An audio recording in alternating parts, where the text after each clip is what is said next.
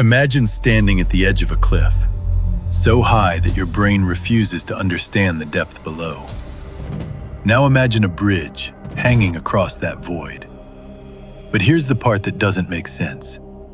To build that bridge, China didn't go around the mountain. They didn't go under it.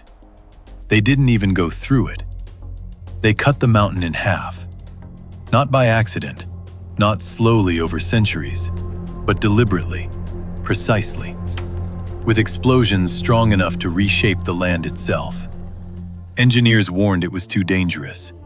Environmentalists said it should never be allowed. Experts around the world said the cost would be insane. Yet China went ahead anyway. Why? Why would a nation decide that destroying part of a mountain was easier than accepting distance? What kind of thinking leads to a decision this extreme? And what does this bridge reveal about how China views power, control, and the future of human engineering? This is not just the story of a bridge. This is the story of what happens when a country refuses to accept limits. Part 1. A land that divides people. Southern China is one of the most beautiful regions on Earth, and also one of the most brutal. Massive limestone mountains rise straight from the ground, cut by deep valleys and ancient rivers. From above, it looks peaceful. From the ground, it feels impossible. For hundreds of years, these mountains didn't just shape the land, they shaped human life. Villages only a few kilometers apart were completely isolated from each other. A journey that should have taken minutes took entire days. People carried goods on their backs. Medical help arrived too late. Economic growth never reached these areas. When modern China began its push toward national development, this region became a massive problem. Because no matter how advanced technology became, the geography refused to cooperate. And one valley, deeper and wider than the rest, stood directly in the path of progress. Part 2. The valley that stopped everything. This valley was not ordinary. It was deep enough to swallow skyscrapers, wide enough to make traditional bridges impossible, and surrounded by mountains that acted like walls. Engineers studied it for years. They calculated stress loads, wind behavior, rock stability. Again and again, the same conclusion appeared. This place could not be crossed using normal methods. Roads would take too long and cost too much. Tunnels risked collapse due to unstable rock layers. Standard bridge designs simply wouldn't survive the height and wind. For most countries, this would have been the end of the discussion. The land had won. But China doesn't think that way. Part 3. When the unthinkable became policy. Inside planning rooms, a new idea began to circulate. At first, it was dismissed. Then it was reconsidered. Then it was taken seriously. What if the mountain itself was the problem? What if, instead of forcing the bridge to adapt to the mountain was forced to adapt to the bridge? The proposal was simple in theory and terrifying in reality. Remove part of the mountain to create space for the bridge's anchor points. Not drill through it, not chip away slowly, but split it open. This was not construction anymore. This was geological surgery. Approving this plan meant accepting risks that had never been taken before at this scale. One miscalculation could trigger landslides. One mistake could kill dozens of workers. One failure could erase billions of dollars. Despite all of this, approval was given. The mountain was sentenced. Part 4. How you cut a mountain in half. You cannot simply blow up a mountain. Every explosion had to be calculated down to milliseconds. Too weak, and nothing happens. Too strong, and the entire cliff collapses. Thousands of controlled blasts were planned. Engineers mapped the mountain's internal structure like doctors mapping a human body. Fault lines, weak layers, stress points. Workers drilled deep into solid rock and placed explosive charges by hand. Many of them worked at extreme heights, where wind could knock you off balance and oxygen felt thin. Fear was constant. One wrong step meant falling hundreds of meters. Yet day after day, the mountain changed shape. Massive rock faces cracked open. Stone that had stood for millions of years fell in seconds. Slowly, a gap appeared. A space where a bridge could exist. Part 5. The birth of a monster bridge. With the mountain carved open, the real challenge began. The bridge itself. This would not be an ordinary structure. It would hang higher than most buildings on Earth, suspended between two cliffs like a thread across a wound in the land. At its highest point, the bridge rises more than 500 meters above the valley floor. Wind at that height behaves unpredictably. Fog can erase visibility without warning. Temperature changes cause metal to expand and contract. Every single detail mattered. Steel segments were lifted into place using complex cable systems that had never been tested at this altitude. Workers balanced on narrow beams, sometimes surrounded by nothing but open air. Safety lines saved lives. Sometimes they didn't. Construction slowed, then stopped, then resumed, because failure was not an option. Part 6. Why China refused to turn back. From the outside, the question seems obvious. Why not stop?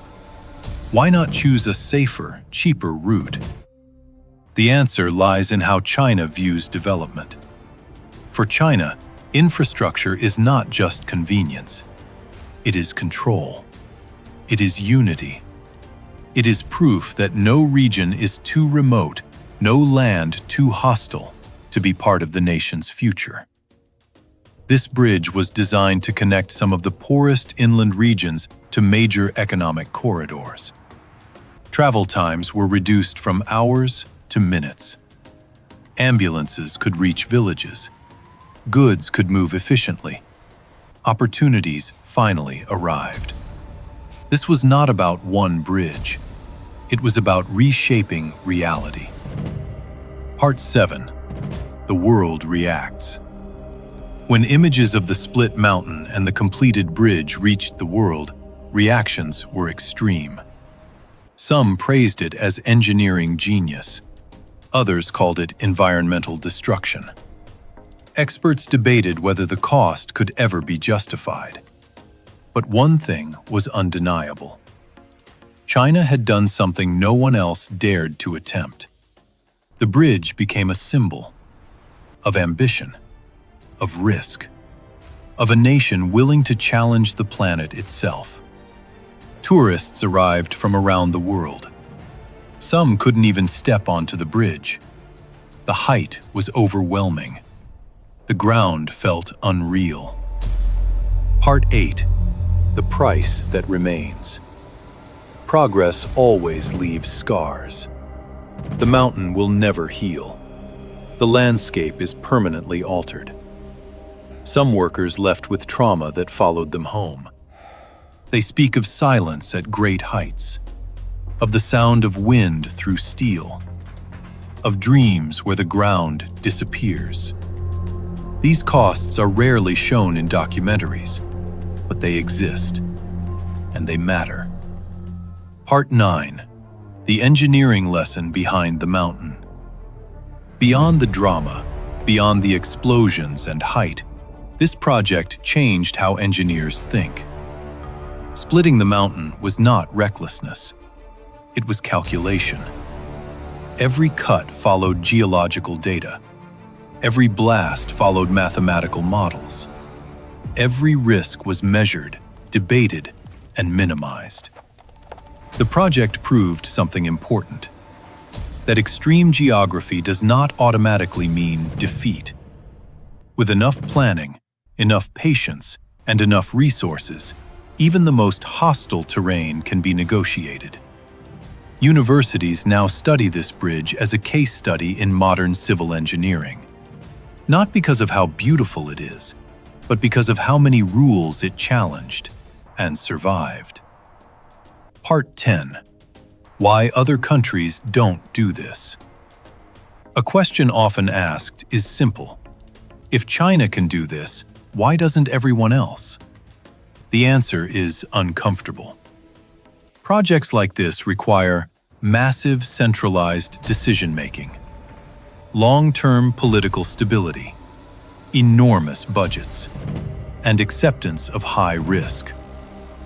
Many countries cannot justify reshaping an entire mountain for one piece of infrastructure. China can, because its priorities are different. Speed matters. Connectivity matters. National integration matters. This bridge was never just an engineering project. It was a strategic decision. Part 11. The bridge today. Today, traffic flows calmly across the bridge. Trucks carry goods. Cars carry families. Buses carry workers who once had no access to opportunity.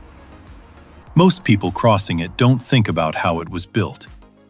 They don't imagine the explosions, the fear, the months spent hanging above nothing. To them, it's just a road. That is the ultimate success of infrastructure, when something extraordinary becomes invisible. Part 12. Nature versus ambition. The mountain once dictated human movement. Now, humans dictate movement through the mountain. But nature has not surrendered. Wind still howls through the valley. Fog still rolls in without warning. Rain still tests the structure every year. Maintenance is constant, because when humans challenge nature, the challenge never truly ends. The bridge stands, but only because it is continuously respected. Final conclusion. The real reason China split a mountain. China did not split a mountain just to build a bridge. It did it to prove something. That isolation is a choice. That geography is negotiable. That limits exist only until someone decides they don't. This bridge is not just steel and concrete. It is ambition made physical. A reminder that in the modern age, the question is no longer, can this be done? But, what are we willing to change to do it? And somewhere in southern China, a mountain still stands divided. Silent proof of a moment when human ambition refused to take the long way around.